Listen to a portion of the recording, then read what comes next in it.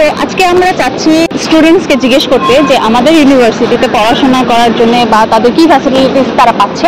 So চলেন আমরা কাউকে জিজ্ঞেস করি। High high, Bangladeshi? তোমার নাম জানতে পারি? সপ্তপর্ণা। ওকে, সো তুমি এখানে কি নতুন ফ্রেশার? ইয়েস, আমি এই সেমিস্টার থেকে শুরু করছি। আচ্ছা, তোমার ডিপার্টমেন্ট? সাইকোলজি। তো তোমার চন্ডীগড় ইউনিভার্সিটিতে আসা, তারপর এক্সপেরিয়েন্স যদি তুমি আমাদের সাথে একটু শেয়ার করতে।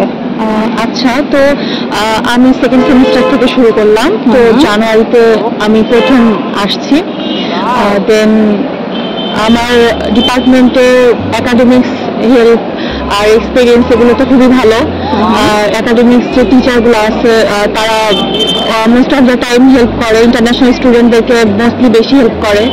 আর আদার সাইড যদি বলি, এত দূর বাংলাদেশ থেকে আসছি, তারপরেও কোনো মানে এখন পর্যন্ত সমস্যা হয়নি।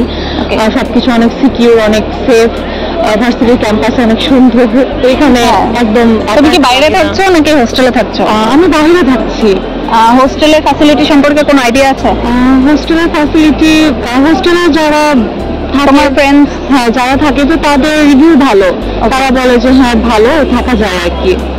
ওকে, তো তোমার ক্লাসের যে এনভায়রনমেন্ট বলো বা তোমার টিচার্সদের বিহেভিয়ার তোমার কাছে কেমন লাগছে? যে ফ্রেন্ডলি নাকি হচ্ছে আমাদের মানে সিনিয়র জুনিয়র যেরকম একটা ভাইব থাকে ওরকম কিছু?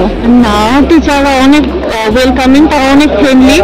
যদি একাডেমিক কোনো হেল্প থাকে তারা তো করে, এর বাইরেও যদি কোনো সমস্যা থাকে তারা হেল্প করার চেষ্টা করে। ওকে, নাইস। তো ওভারঅল তোমার কাছে কেমন লাগছে চন্ডীগড় ইউনিভার্সিটিতে পড়তে এসে?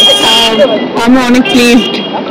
আর তুমি কি তোমার কোনো ফ্রেন্ডসকে বলতে চাও যে হ্যাঁ আমি এখানে একা ফিল করছি, তোমরা চলে আসছো? আমি এখানে একা ফিল করছি না, কিন্তু আমি সবাইকে ইনভাইট করতে চাই যে তাদের বাহিরের যদি এক্সপিরিয়েন্স নিতে ইচ্ছা করে বাংলাদেশের বাইরে, তাহলে Chandigarh university one of the best option হবে।